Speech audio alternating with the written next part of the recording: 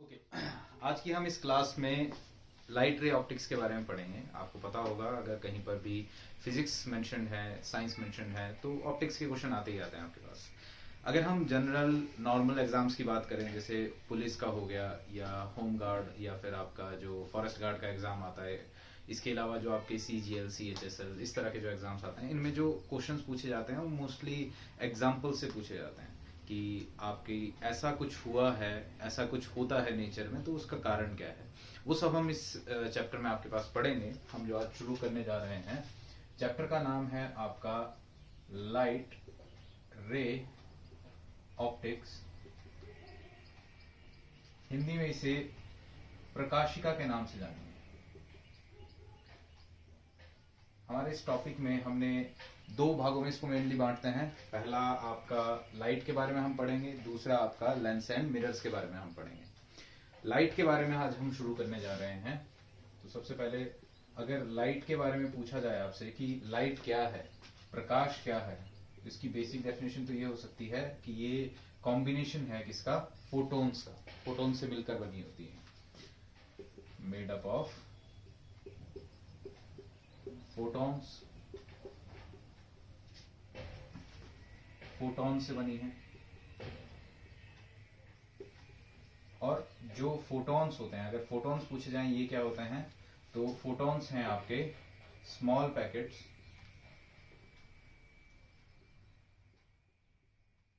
Of energy.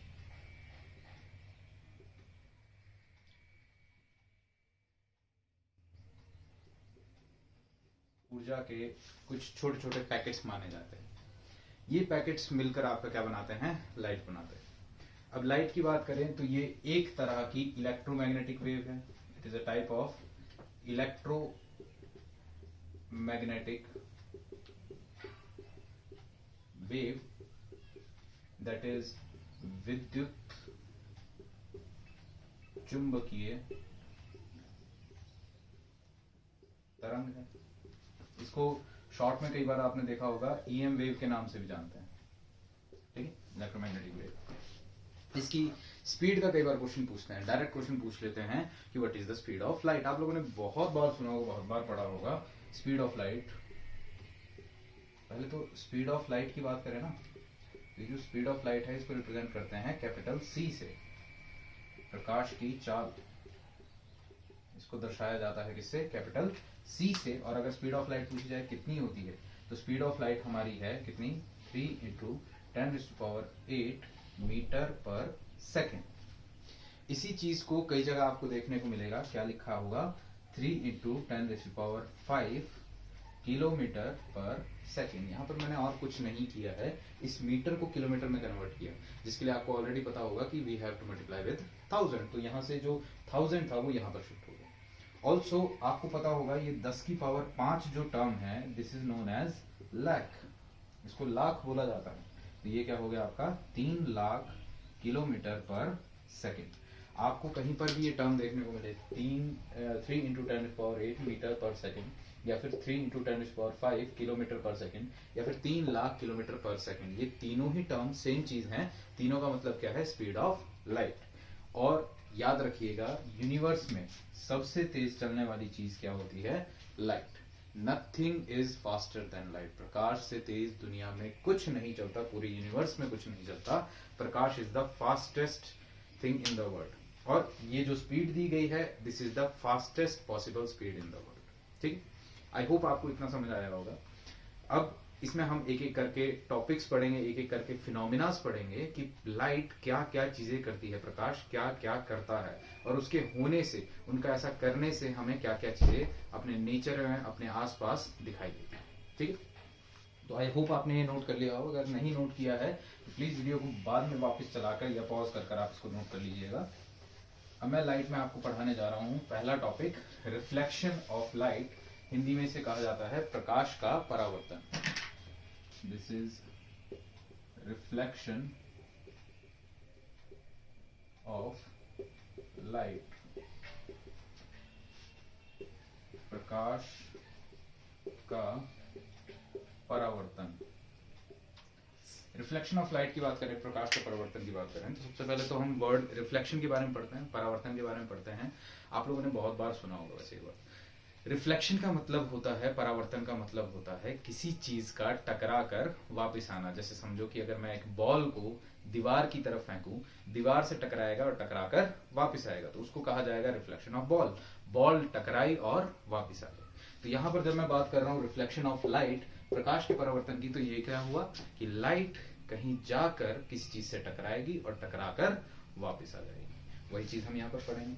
अब light के टकराकर वापस आने के लिए कंडीशन है, ये बॉल जो थी अगर इसको दीवार पर फेंकोगे टकराकर वापस आएगी, लेकिन पानी पर फेंकोगे तो टकराकर वापस नहीं आएगी, और हवा में तो हमको पता है कि टकराती ही नहीं है। रीजन ये है कि बॉल के रिफ्लेक्शन के लिए ऑब्जेक्ट का आपका सॉलिड होना जरूरी है। किसी ठोस चीज से बॉल टकराएगी तो टकराकर वापस आएगी। वैसे ही लाइट के रिफ्लेक्शन के लिए, प्रकाश के परावर्तन के लिए भी कंडीशन है। कंडीशन क्या है कि जो सरफेस है, ये जो सतह है, ये कैसी होगी आपकी, ओपेक होगी, अपारदर्शी होगी। अपारदर्शी। इसके पार अगर हम बात करें तो आपको चीजें दिखाई नहीं देगी, इसके पार आप चीजें नहीं देख सकते, तब यहां पर रिफ्लेक्शन होगा लाइट का। ठीक है, पहली चीज आपको ये पता चली। अब यहां पर मैं आपको टर्म्स बताऊंगा, आपको कुछ पर्टिकुलर टर्म्स यहां पर इंट्रोड्यूस करवाऊंगा जिनको आपको याद रखना पड़ेगा कि इनका नाम क्या क्या है। ठीक है, उसके अकॉर्डिंगली आगे, ताकि मैं जब उन टर्म्स का यूज करूं तो आपको कंफ्यूजन हो। ठीक, ध्यान दीजिएगा। यहां पर जो प्रकाश की किरण, जो लाइट रे आकर टकराएगी, अब हम यहाँ किरण के बारे में क्यों पढ़ रहे हैं, क्योंकि मैंने पहले ही बताया था चैप्टर का नाम क्या है, लाइट रे ऑप्टिक्स। हम रे के बारे में पढ़ेंगे। रे का मतलब है किरण, प्रकाश की किरण की प्रकाशिका हम यहाँ पर पढ़ने जा रहे हैं।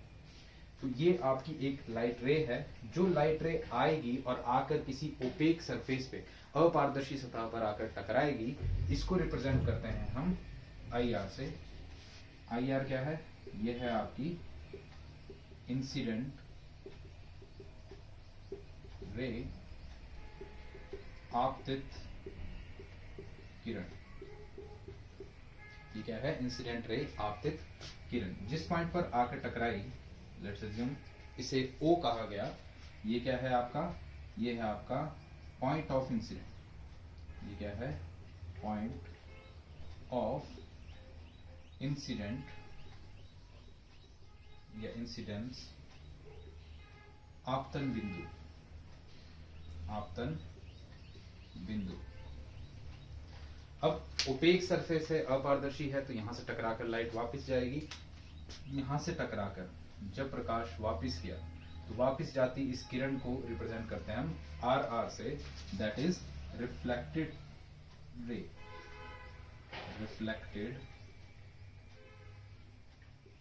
रे हिंदी में कहा जाएगा परावर्तित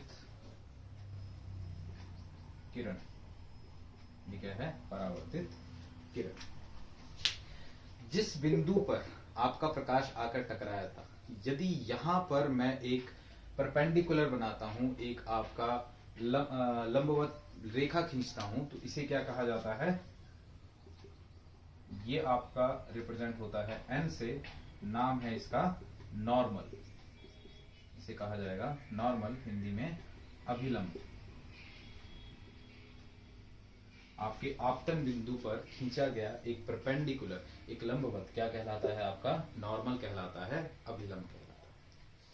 इस अभिलंब और आपतित किरण के मध्य यहां पर एक कोण बनेगा, यहां पर एक एंगल बनेगा। इसको रिप्रेजेंट करते हैं हम स्मॉल आई से।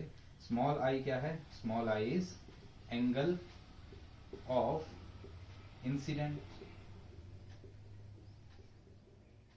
आपतन कोण। और इसी नॉर्मल, इसी अभिलंब और रिफ्लेक्टेड रे, परावर्तित किरण के बीच में जो कोण बनेगा, इसको रिप्रेजेंट करते हैं स्मॉल आर से। एंगल स्मॉल आर क्या है, angle of small R is known as angle of reflection. Angle of reflection, परावर्तन कोण। ओके, आई होप आपको इतनी बात समझ में आई होगी। मैं आपको दोबारा से इंट्रोड्यूस करवा रहा हूं कि हम पढ़ रहे हैं रिफ्लेक्शन ऑफ लाइट, प्रकाश का परावर्तन, जिसमें हमने बात की थी कि परावर्तन का मतलब है किसी चीज से टकरा कर वापस आना। हम बात कर रहे हैं लाइट की, प्रकाश की। तो प्रकाश जब टकरा कर वापस आएगा तो उसके लिए सतह का ओपेक होना, अपारदर्शी होना जरूरी है। इसके अलावा हमने बात की कि जो प्रकाश की किरण आएगी, जो आकर किसी सतह से टकराएगी, इसको कहा जाएगा इंसिडेंट रे, आपतित किरण। और जो टकराने के बाद वापस जाएगी, इसको कहा जाएगा रिफ्लेक्टेड रे, परावर्तित किरण। जिस बिंदु पर यह आकर टकराई थी इसे पॉइंट ऑफ इंसिडेंट कहा गया, आपतन बिंदु कहा गया। और यहाँ पर जो 90 डिग्री का कोण बना, इस 90 डिग्री के कोण को कहा गया नॉर्मल अभिलंब। इस अभिलंब और आपतित किरण, जो आपका नॉर्मल बना है और जो इंसिडेंट रे है, इनके बीच का एंगल आपका कहलाया एंगल ऑफ इंसिडेंट, आपतन कोण।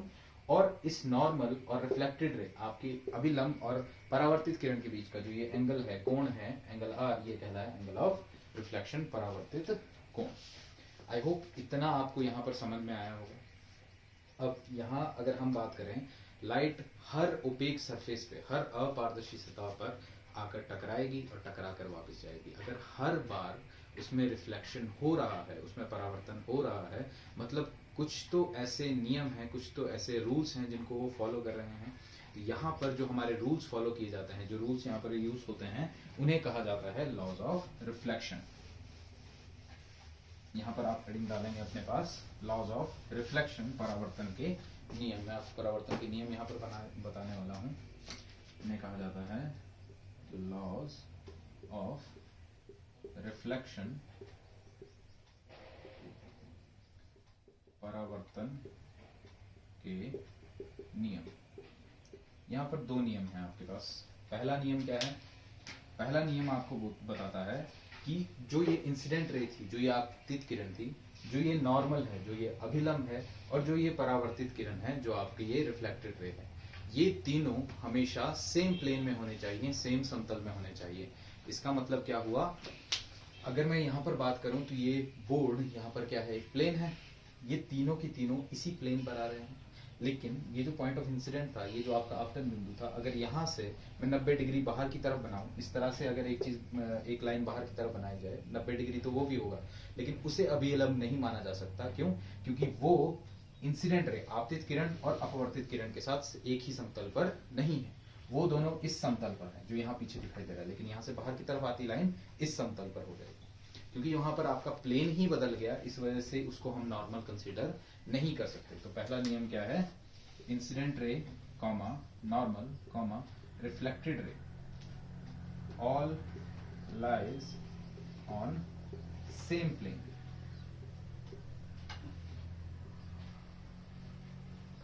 हिंदी में आपतित किरण, अभिलंब व अपवर्तित किरण सभी एक ही समतल पर पाए जाएंगे। सभी को आपको एक ही प्लेन पर रखना पड़ेगा, उन्हें आप दूसरे पर नहीं डाल सकते। पहला नियम तो ये है। दूसरा लॉ क्या है हमारा? दूसरा नियम क्या है? दूसरा नियम हमको बताता है कि जो आपकी ये आपतित कोण है, आपतित किरण और अभिलंब के बीच का ये आपतित कोण है, और जो अभिलंब और परावर्तित किरण के बीच का ये परावर्तित कोण है, ये एंगल आई और एंगल आर हमेशा क्या रहेंगे? बराबर रहेंगे, हमेशा समान रहेंगे, चाहे जो मर्जी हो। यहाँ पर आपका दूसरा नियम होता है angle I equals to angle R. आपतित कोण व परावर्तित कोण दोनों बराबर होंगे। ये दो आपके लॉज ऑफ रिफ्लेक्शन है, आपके परावर्तन के नियम है। कई बार सीधा क्वेश्चन पूछा जाता है कि आपके लॉज ऑफ रिफ्लेक्शन में सेकंड लॉ क्या है? सेकंड लॉ है angle I equals to angle R. आपके लॉज ऑफ रिफ्लेक्शन में पहला नियम क्या है? पहला नियम है इंसिडेंट रे, नॉर्मल एंड रिफ्लेक्टेड रे। आपकी आपतित किरण, अभिलंब व परावर्तित किरण तीनों एक ही समतल पे होंगे, तीनों एक ही प्लेन पर होंगे। ये दो ही नियम है, इसके अलावा और कोई रिफ्लेक्शन का नियम नहीं माना जाता, आपके लॉज ऑफ रिफ्लेक्शन में नहीं आता। आई होप आपको इतनी बात समझ में आई होगी। ये आपका रिफ्लेक्शन का टॉपिक था। हालांकि अगर हम बात करें बेसिक एग्जाम्स में तो इतना मोर देन सफिशिएंट है, बट कई बार क्वेश्चन थोड़ा एडवांस पूछा जाता है, तो मैं आपको वो भी बताने जा रहा हूँ। वो देखिएगा यहाँ पर इसी डायग्राम में। अगर हम लाइट की बात करें, अगर हम प्रकाश की बात करें, तो प्रकाश के बारे में हमको एक चीज पता है जो आप लोगों ने बचपन से सुनी होगी, देखी होगी, नोटिस की होगी, that light travels in straight path. प्रकाश हमेशा सीधी रेखा में चलता है। तो अगर हम सीधी रेखा में बात करें, जो ये आपतित किरण थी, इसे यहाँ से इस तरह से सीधे निकल जाना चाहिए था, है ना। अगर उसको सीधी रेखा में चलना है तो ये उसका रास्ता था, लेकिन इस रास्ते ना जाकर वो ओपेक सरफेस होने के कारण, अपारदर्शी सतह होने के कारण यहाँ से ऊपर की तरफ मुड़ गया। ज्यादातर केसेस में अगर आपसे पूछा जाए ना ये ओपेक सरफेस है क्या, ये अपारदर्शी सतह है क्या, ज्यादातर केसेस में हम इसको क्या मानकर चलते हैं, मिरर, दर्पण। हमारा दर्पण एक ओपेक सरफेस होता है, अपारदर्शी होता है, उसके पार हमें चीजें नहीं दिखाई देती, उसमें हमें पीछे की चीजें दिखाई देती हैं। तो अगर हम बात करें, ये मिरर यहाँ नहीं होता तो लाइट को यहाँ से सीधे जाना चाहिए था, लेकिन ये सीधे ना जाकर यहाँ से मुड़कर यहाँ पहुंच गई। और कितना रास्ता मुड़ गई, ये इतना रास्ता मुड़ गई। जितना रास्ता इसने मोड़ा है, जितना रास्ता ये भटक गई है, इसे रिप्रेजेंट किया जाता है एंगल डेल्टा से। What is angle delta? Angle delta is angle of deviation, known as angle of deviation. इसे विचलन कोण कहा जाता है, विचलन कोण कहा जाता है, ठीक। एंगल ऑफ डेविएशन पूछा जाए, विचलन कोण क्या है? विचलन कोण है कि सीधी रेखा में चलता प्रकाश किसी अपारदर्शी सतह से टकराने पर जितना रास्ता भटक गया वो क्या है? विचलन कोण है। अब देखिए, किसी स्ट्रेट लाइन की बात करें, किसी सीधे पाथ की बात करें, उसमें टोटल एंगल कितना होता है? टोटल एंगल होता है वहां पर 180 डिग्री। अगर ये स्ट्रेट लाइन में जाना था तो टोटल एंगल कितना आएगा? 180 डिग्री। और इस 180 डिग्री पर बात करें या इस स्ट्रेट लाइन पर बात करें तो कितने एंगल हैं? 3 एंगल है, 3 अलग अलग कोण हमारे पास हैं, एंगल आई, एंगल आर और एंगल डेल्टा। तो मैं इन्हें लिख सकता हूं कि angle I plus angle R plus angle delta बराबर है किसके? 180। चलिए, इतनी बात तो हमें समझ आई कि सीधी रेखा पर टोटल कोण हमारे पास 180 होते हैं, और इस सीधी रेखा की बात करें तो यहाँ पर 3 कोण हैं हमारे पास, एंगल आई, एंगल आर और एंगल डेल्टा। इन तीनों का कोण 180। अच्छा, अभी कुछ देर पहले ही हमने लॉज ऑफ रिफ्लेक्शन किए थे, परावर्तन के नियम किए थे। उसमें दूसरा नियम था कि एंगल आई और एंगल आर दोनों बराबर हैं। अगर ये दोनों बराबर हैं तो मैं आर की जगह एंगल आई पुट कर सकता हूँ, यानी कि angle I plus angle I plus angle delta equals to 180 degree. और इसे क्या लिखा जा सकता है? Delta plus 2i equals to 180 degree. यहां से हम निकाल सकते हैं डेल्टा की वैल्यू। डेल्टा की वैल्यू हमेशा क्या रहेगी? Delta will B 180 minus 2i। This is the formula जिसकी हेल्प से आप एंगल डेल्टा निकाल सकते हो, एंगल ऑफ डेविएशन निकाल सकते हो, दैट इज विचलन कोण का मान ज्ञात कर सकते हो। ज्यादातर एग्जाम्स में न्यूमेरिकल क्वेश्चंस नहीं पूछे जाते तो फॉर्मूले का इस्तेमाल करना पड़े ऐसा जरूरी नहीं है, पर कई एग्जाम्स में आपसे डायरेक्ट फॉर्मूला जरूर पूछा जाता है कि आपके विचलन कोण का फॉर्मूला कौन सा है, इन चारों में से कौन सा सही फॉर्मूला होगा, तो आपको वो पता होना चाहिए, ठीक है। ये हो गया आपका विचलन कोण। इसके अलावा अगर हम बात करें, जो आपकी इंसिडेंट रे है, इसने नॉर्मल के साथ जो एंगल बनाया, इसको तो हमने एंगल आई बोल दिया, एंगल ऑफ इंसिडेंट बोल दिया, लेकिन इसी इंसिडेंट रे ने इस मिरर के साथ यहाँ पर भी एक एंगल बनाया है। इस एंगल को रिप्रेजेंट करते हैं स्मॉल जी से। आपकी जो इंसिडेंट रे थी नॉर्मल के साथ एंगल आई बनाती है, लेकिन यही सरफेस के साथ या मिरर के साथ जो एंगल बनाती है, इसको रिप्रेजेंट करते हैं हम स्मॉल जी से, और इसे कहा जाता है ग्लांसिंग एंगल।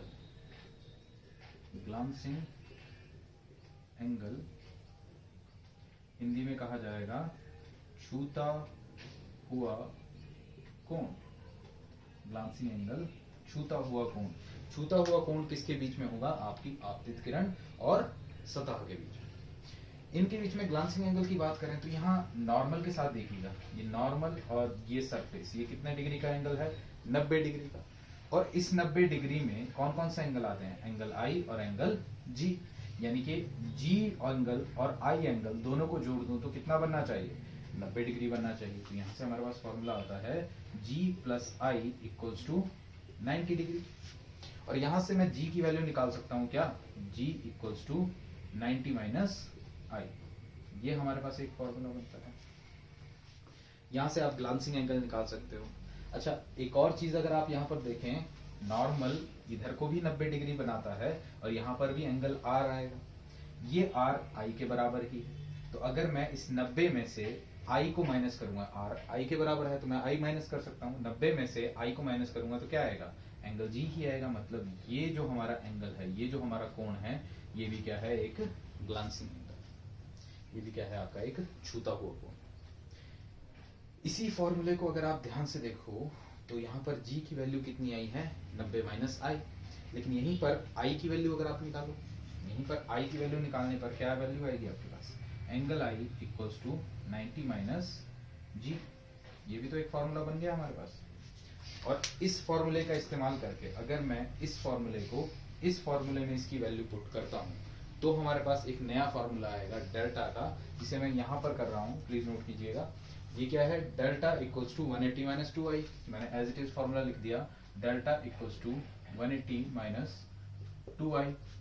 और ये फॉर्मूला मैं इसमें पुट करने जा रहा हूँ, i की वैल्यू कितनी लिख रहा हूँ मैं, 90 माइनस जी। तो ये वैल्यू क्या हो गई, delta equals to 180 minus 2 into 90 minus G. यहाँ पर अगर मैं इससे मल्टीप्लाई करूं क्या आएगा, 180 minus 2 into 90 is minus 180 and minus 2 into minus G is plus 2g, 180 delta equals to 2g। This is the relation between angle of deviation and glancing angle, दोनों के बीच का रिलेशन क्या है, delta will be 2g। I hope आपको इतनी मेरी बात समझ में आई होगी। ये हमारा रिफ्लेक्शन का टॉपिक था, आज के लिए हम इतना ही कंटिन्यू करेंगे। अगली क्लास में रिफ्लेक्शन के कारण क्या क्या फिनोमिनाज होते हैं, क्या क्या हम करते हैं, उसके बारे में हम पढ़ेंगे। Thank you.